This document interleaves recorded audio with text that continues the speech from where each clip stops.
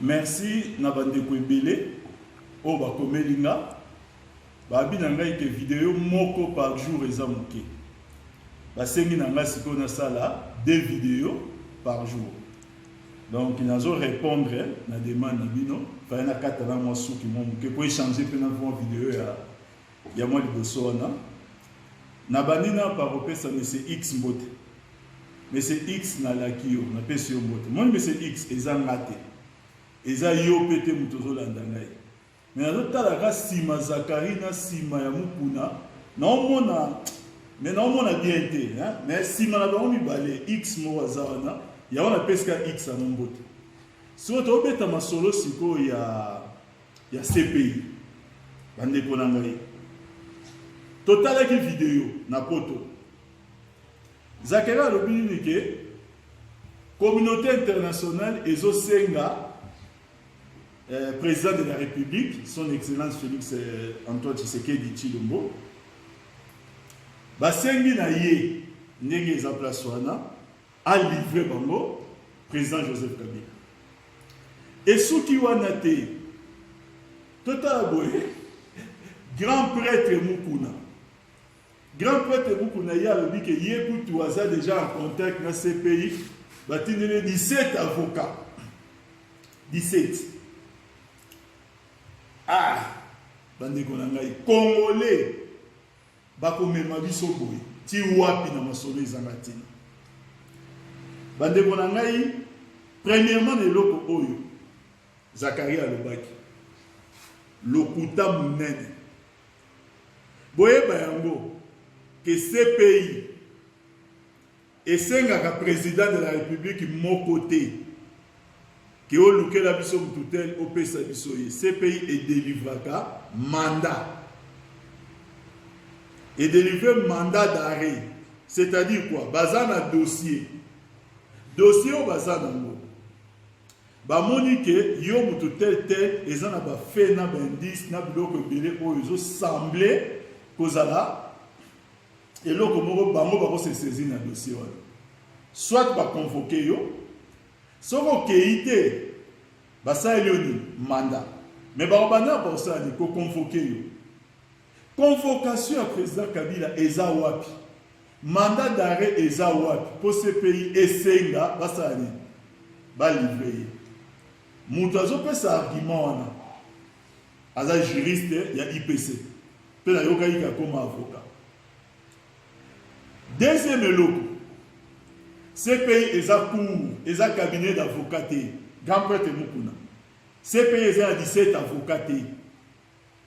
Ezali cour, c'est-à-dire, dans un exemple, on dirait par cas matete, mais tchango sikoyo comme tribunal municipal international.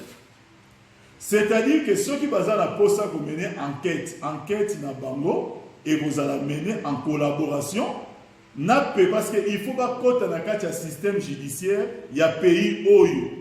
Bango ba yeko enquêter mais ba garder indépendance na bango ya enquêteur ceux qui yo ba moni ke ozana témoignage à opesa bango ba ko yiko convoquer yo opesi bango témoignage mais ba osala enquête ya yo te ba ozapela 17 avocats ba otinde la hote masolo nyonso ya ba décolangé za lokuta maintenant boye ba yango pour la CPI et se saisir na dossier ezaka banzela misato bandekana ba kongole bona na malamu banzela misato.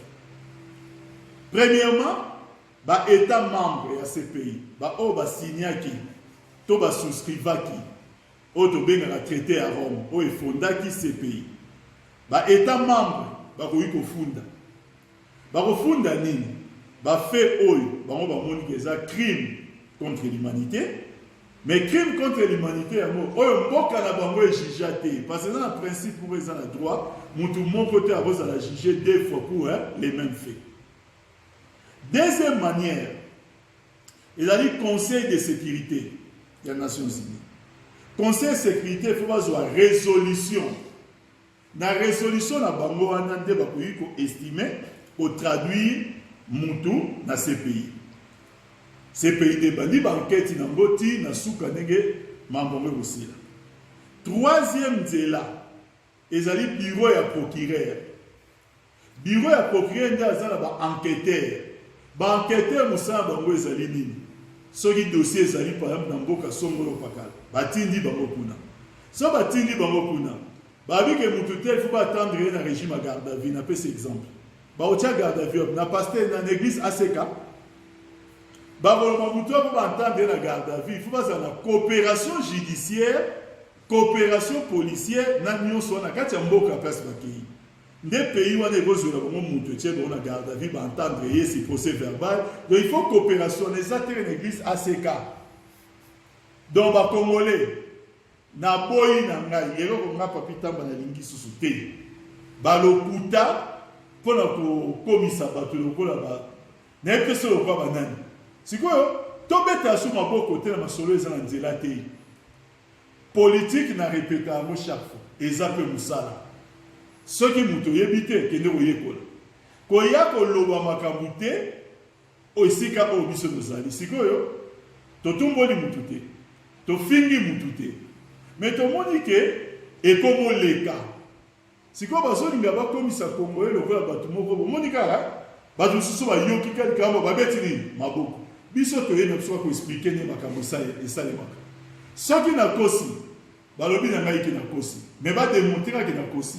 Na fingi mutu te, na meki peko menacer mutu te, na sali na pe mutu mabete, na ye na na souci à peuple na biso ba na vérité, oyeba landa ba nzelo ezanga tina. Mais c'est X na souci pas na on appelle sur bote. Mais c'est X, hein, mais c'est X zombote. Bande ko na botika bala.